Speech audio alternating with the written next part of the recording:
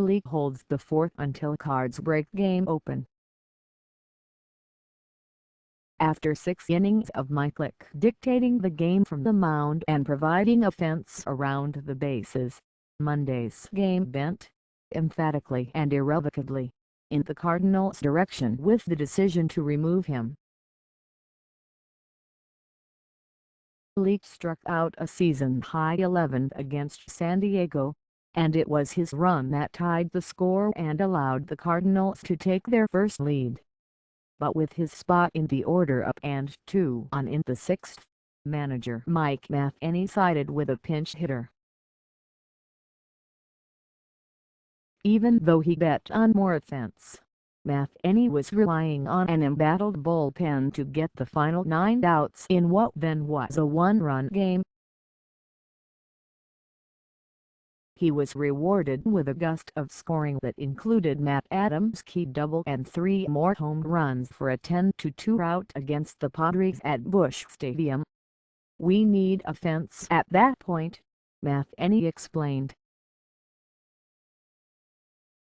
"All kind of reasons come into it, and it really comes down to try and take the shot to give us more space. If the runs didn't happen, if Adams didn't provide, then the bullpen, the one that ruptured twice over the weekend and has been discombobulated by 80 hog rolls, would have had to hold a 1-run lead through 3 innings. I've got faith," the manager said. For 6 superb innings, Leake 7-7 offered the Cardinals his most complete game yet. Through 5 innings, Leake had tied a season high with 10 strikeouts, and he held the Padres to 1 run on Matt Kemp's solo homer. Leake sparked the rally that tied the game with a leadoff walk from Christian Friedrich in the 5th. Leake took second on a ground ball and sped around third on Matt Holliday's 2-out single.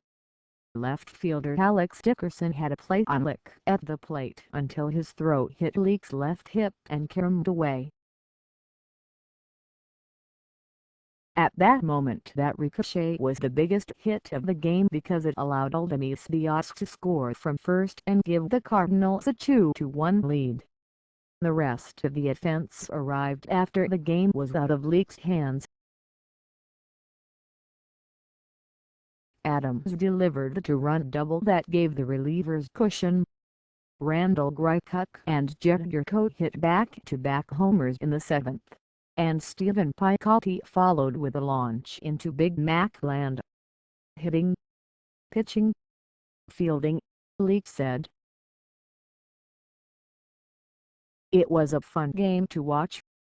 Coming out of the All-Star break, the Cardinals are in a stretch of 5 consecutive series against teams outside the National League Central. However, 4 of the series are against clubs ahead of them when it comes to the NL wild-card race. The San Diego series offers an oasis, a 4-game respite from the wild-card rivals before the Cardinals slingshot back into the thicket against the Dodgers this weekend and the Mets and Marlins next week. That takes them right up to the August 1 non-waiver trade deadline, the annual dividing line for buyers and sellers. The Cardinals intend to buy. An area of rising concern for the Cardinals has been the bullpen. The removal of Trevor Rosenthal from the 9th inning has caused a reshuffling that left other innings exposed. Before Monday's game, Matheny said the team had to rethink how it used the former closer. He said it would be tough to see him in higher-level situations for us right now. At the same time they're trying to nurture Rosenthal back to effectiveness. The Cardinals are doing the same with Seth Maness, exploring the necessity of freeing Tyler Lyons from the long relief role, enhancing rookie Matt Bowman's role, and getting Kevin Siegrist back from illness and Jonathan Broxton through an illness. The jumble proved costly this past weekend against the Marlins, with 2 losses assigned to the relievers. Still, Matheny went back to them for 9 outs Monday. When you have the back end of the bullpen that we have, even though we gave up a little bit, they're better than the last couple days, Matheny said. We don't evaluate our bullpen from what we've seen in this short little stint. It's over the long haul. We know we have a very good bullpen. Bowman allowed a run in the 7th inning, and he was going to get that inning even if the Cardinals had a 1-run lead to hold. The widening score allowed Maness and Rosenthal, 2 relievers removed from past roles, to throw the 8th and 9th innings. They retired all 6 batters they faced. The final score obscured how precise Leake had to be, and how precise he has been. For the second time in as many games, Leake struck out at least 10 batters. He did not walk the batter for the 3rd consecutive start, and in his past 48 2/3 innings he's walked 3 batters total. He's struck out 45. The uptick in strikeouts has been by design. Leake said he's felt stronger, in better shape, with each passing start, and he's been more aggressive. He struck out All-Star Will Myers 3 times Monday by belittling him with a slider. The timing of Leake's strikeouts have also inspired him. Twice the Padres got the runner into scoring position on an error by the most error-prone defense in the National League. Each time the ball in play might have resulted in a run. So, Leake didn't allow the ball in play. When his error allowed Dickerson to get to third base, Leake struck out the next 2 batters to leave Dickerson stranded there.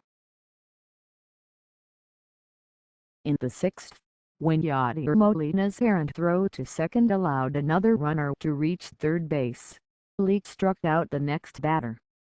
It's getting to that point where you have to start minimizing, Leake said.